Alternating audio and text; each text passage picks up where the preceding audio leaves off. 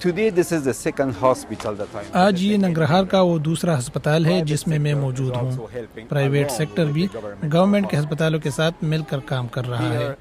यहाँ डॉक्टरों ने मुझे बताया है कि उनके पास मौजूद वसाइल नाकाफ़ी हैं। मैंने एक लेडी डॉक्टर से भी बात की जिन्होंने इस दौरान ख़वातीन के ऑपरेशन किए थे। उन्होंने मुझे बताया कि लगभग 50 ख़वातीन इस वक्त अस्पताल में दाखिल हैं। आज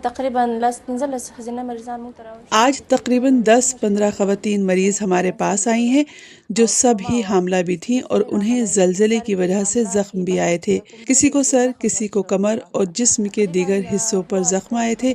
इनमें से तकरीबन 7-8 ख़वातीन को हमने सर्जरीज भी की। I saw मैंने एक मुतासरा खातून को भी देखा जिन्होंने इस जलजले में तकरीबन अपना आधा खानदान खो दिया है। रात का तकरीबन 11 बजे का वक्त था। हम गहरी नींद सोए हुए थे। एकदम से झटका लगा। झटके के साथ जैसे दुनिया उलट गई हो।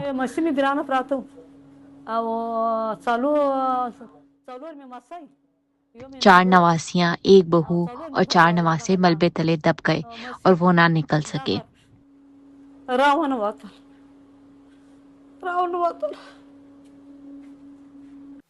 but still in लेकिन अब भी कुनड़ सूबे में ऐसे इलाके भी हैं जहां रेस्क्यू टीमें नहीं पहुंच पाई। इसलिए यहाँ अस्पताल अब मुतासरीन की दूसरी लहर का इंतजार कर रहे हैं।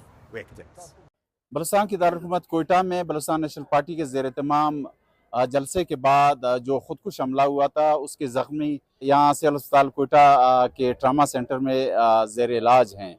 ये जलसा सरियाब के इलाके में वाक़े शावानी स्टेडियम में पार्टी के बानी सरदार अताउल्लाह मेंगल की बरसी के मुनासबत से मुनक्किद किया गया था।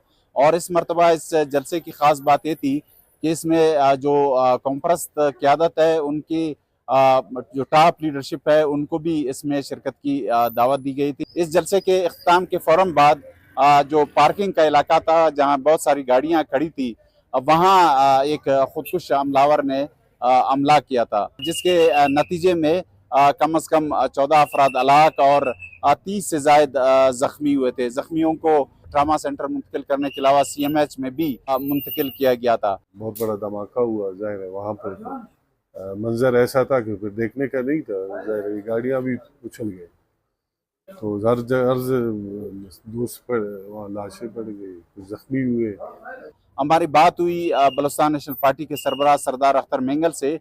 उन्होंने कहा कि इस वाक़े से चंद मिनट कबल उन्होंने महमूद खान अचकज़ई को रवाना किया था। उसके बाद वो खुद निकले थे। उन्होंने बताया कि उनकी गाड़ी सरियाब रोड पे पहुंच गई थी जिसके बाद इस इलाके में धमाका हुआ था। सरदार अख्तर मेंगल का कहना था कि उनकी पार्टी को निशाना बनाने का ये पहला वाक़या नहीं है। इससे कबल मस्तूम के इलाके में उनके पार्टी के ज़ेर तमाम डॉक्टर मारंग और दीगर ख़वातीन की गिरफ्तारी के खिलाफ जो धरना था वहाँ भी एक खुदकुश हमलावर ने उन्हें निशाना बनाने की कोशिश की थी लेकिन उसकी कोशिश को नाकाम बना दिया गया था। वज़ीर आला बलूचिस्तान मीर सरफराज बुगटी ने न सिर्फ इस वाक़े की शदीद अल्फाज में मज़म्मत की है बल्कि उन्होंने ये कहा है कि इस वाक़े की हर पहलू से तहकीकात कराई जाएगी और जो भी इसके ज़िम्मेदार होंगे उनको कैफर किरदार तक पहुँचाया जाएगा। पंजाब के दरियाओं के अंदर इस वक्त भी सैलाबी सूरत हाल है। बहुत से जो मकामात हैं वहाँ पर जो पानी पहले बहुत ऊंचा था वो अब नीचे चला गया है लेकिन कुछ मकामात पर अभी भी ख़तरा मौजूद है। PDMA पंजाब जो है उसके हुकाम ने ये बताया है कि मुल्तान पर ख़ास तौर पर बहुत ज़्यादा दबाव होगा आने वाले चंद घंटों के अंदर। आज शाम को या रात के वक्त हेड मोहम्मद वाला पे बहुत ज़्यादा पानी पहुँचेगा जिसकी मकदार 6 लाख क्यूसिक से ज़्यादा हो सकती है और अगर उसको ख़तरा हुआ तो हेड मोहम्मद वाला पर ब्रीच किया जाएगा जिससे उनका ये कहना है कि तकरीबन 37,000 से 40,000 के करीब लोग मुतासर हो सकते हैं। इसके अलावा बहुत से मकामात ऐसे हैं जहाँ पर वो वॉच कर रहे हैं, मॉनिटर कर रहे हैं सिचुएशन को कि पानी अगर बढ़ता है तो वहाँ पर जो इलाकों को ख़तरा होगा वहाँ से लोगों का इंतला किया जाए। खानेवाल और उसके करीब के जो इलाके हैं वहाँ पर भी पानी आ सकता है क्योंकि उस साइड पर भी जो पानी का दबाव है वो बढ़ रहा है। अगले 4 से 6 घंटे बताए जा रहे हैं या उससे ज़्यादा शाम तक का जो वक्त है वो इम्पॉर्टेंट होगा। इस दौरान वहाँ पर जो एक्टिविटी है वो ज़्यादा हो सकती है इसलिए जो PDMA के हुकाम है वो कह रहे हैं कि रेस्क्यू हुकाम ने वहाँ पर नज़र रखी हुई है। जो दरिया हैं उनकी सूरत हाल कुछ ऐसी है कि जो सतलुज में पानी का दबाव वो तकरीबन उसी तरह बरकरार है। तकरीबन 2 लाख से ज़्यादा क्यूसेक का पानी अभी भी सतलुज के अंदर मौजूद है। उसके अलावा चिनाब की तरफ से काफ़ी पानी जो है वो नीचे डाउन स्ट्रीम जा रहा है, और जो ऊपर मज़ीद बारिशें हो रही हैं उनसे भी मज़ीद पानी आने का ख़तरा है।